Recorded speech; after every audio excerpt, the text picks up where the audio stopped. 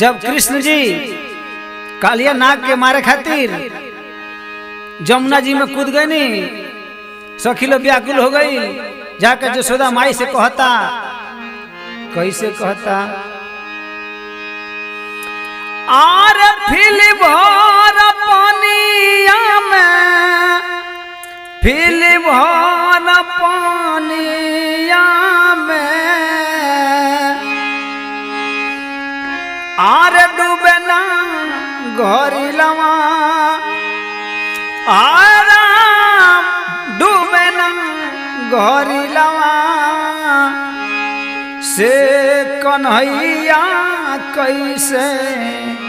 जमुना में डूबले हो राम, से कन्हैया कैसे जमुना में डूबले हो राम, से कन्हैया कैसे जमुना में डूबले हो राम।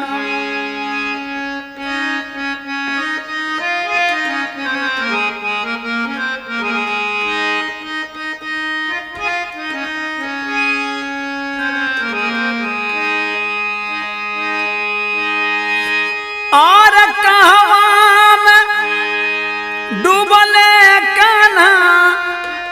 कहवा में डूबले कान्हा, कहवा में डूबले, कहवा में डूबले, कहवा में डूबले कान्हा, कहाँ उतरैले हाय राम, कहाँ उतरैले, से कहवा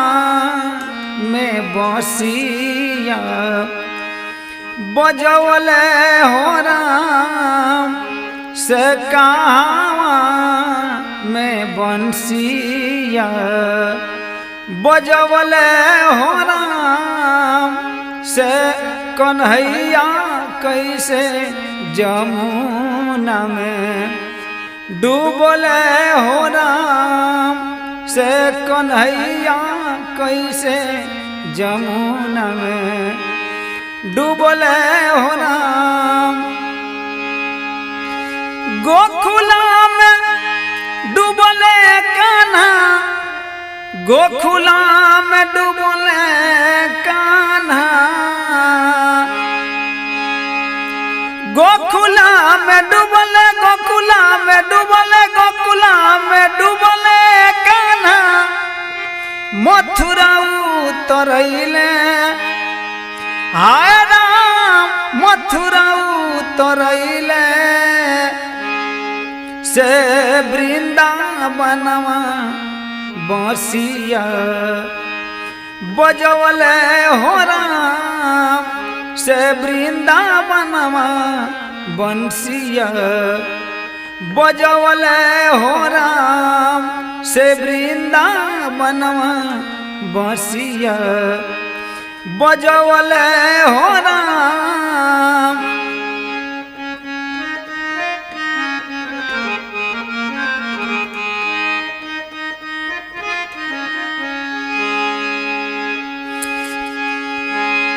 डूबला डूबला कान्हा, डूबला डूबला कान्हा, आर गईले मृत लोकवा, हाय राम गईले नाग लोकवा,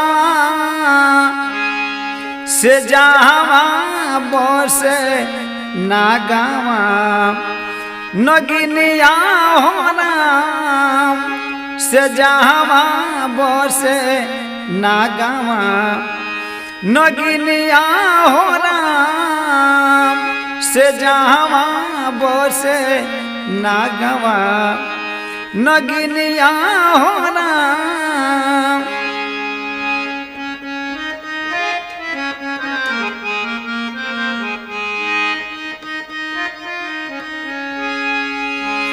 सुतवा के काटी काटी सुतवा के काटी काटी अरे नगवा के नथले हाय राम नगवा के नथले